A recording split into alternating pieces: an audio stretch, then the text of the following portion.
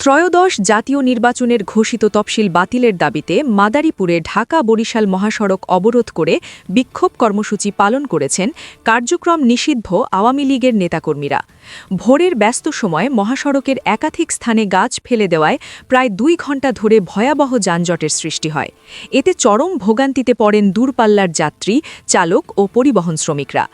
শনিবার আজ ভোর আনুমানিক 5টার দিকে মাদারীপুর সদর উপজেলার সমাদধার এলাকা থেকে মোস্তফাপুর বড় ব্রিজ পর্যন্ত মহাসড়কের 3টি গুরুত্বপূর্ণ স্থানে পরিকল্পিতভাবে সড়কের ওপর গাছ ফেলে অবরোধ সৃষ্টি করা হয়। একই সঙ্গে মুখে মাস্ক ও মাথায় হেলমেট পরে মোটরসাইকেল শোডাউন ও বিক্ষোভ মিছিল করেন কয়েকজন নেতাকর্মী। ফলে ঢাকা-বরিশাল রুটে যান চলাচল প্রায় সম্পূর্ণ বন্ধ হয়ে যায়। পুলিশ জানায়, আসন্ন ত্রয়োদশ জাতীয় নির্বাচনের ঘোষিত তফসিল বাতিলের দাবিতে কার্যক্রম নিষিদ্ধ আওয়ামী লীগের একটি লকডাউন কর্মসূচি হিসেবে পলাতক নেতাকর্মীরা এই অবরোধের চেষ্টা চালান। ঘটনার পরপরই হাইওয়ে পুলিশ ও ফায়ার সার্ভিসের সদস্যরা ঘটনাস্থলে পৌঁছে উদ্ধার কার্যক্রম শুরু করেন।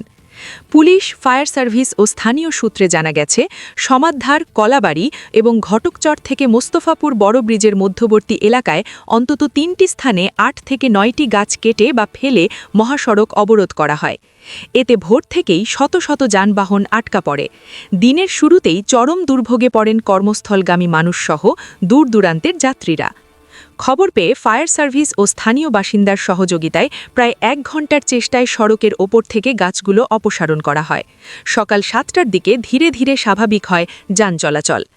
এদিকে অবরোধের একটি ভিডিও সামাজিক যোগাযোগ মাধ্যম ফেসবুকে ছড়িয়ে পড়েছে, যা নিয়ে নতুন করে আলোচনা শুরু হয়েছে।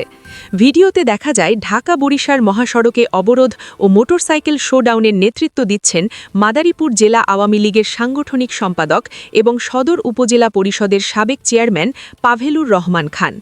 তার সঙ্গে থাকা কয়েকজন নেতাকর্মীকেও স্লোগান দিতে দেখা যায়। সবাই হেলমেট ও মুখে মাস্ক পরা অবস্থায় ছিলেন। বিক্ষোভ শেষে ভিডিওতে বক্তব্য দিতে দেখা যায় পাভেলুর রহমান খানকে। তিনি বলেন, আওয়ামী লীগকে বাদ দিয়ে নির্বাচন করতে চাওয়া হচ্ছে, এটা জনগণ মানবে না। শেখ হাসিনা ছাড়া আমরা কোনো নির্বাচন মানব না। মাদারীপুর ফায়ার সার্ভিস স্টেশনের কর্মকর্তা জাহিদুল ইসলাম ভুইয়া জানান, খবর পেয়ে তারা সমাদধার এলাকায় গিয়ে 5টি বড় গাছ অপসারণ করেন। অন্য 2টি স্থানে ফেলা 3 থেকে 4টি ছোট গাছ স্থানীয় লোকজন নিজেরাই সরিয়ে দেন। মাদারীপুর মোস্তফাপুর হাইওয়ে পুলিশের ভারপ্রাপ্ত আধিকারিক মোহাম্মদ মামুন আল রশিদ বলেন, ভোরে দুষ্কৃতকারীরা মহাসড়কে গাছ ফেলে যান চলাচলে বিঘ্ন ঘটায়। পুলিশ ঘটনাস্থলে পৌঁছানোর আগেই তারা পালিয়ে যায়। অবরোধের সঙ্গে জড়িতদের শনাক্ত করে তাদের বিরুদ্ধে আইনগত ব্যবস্থা নেওয়ার প্রক্রিয়া চলমান রয়েছে। আপনি দেখছিলেন এনএলবি নিউজ। সাথে থাকার জন্য ধন্যবাদ। পরবর্তী আপডেট জানতে এখনই সাবস্ক্রাইব করুন আমাদের চ্যানেল। ধন্যবাদ।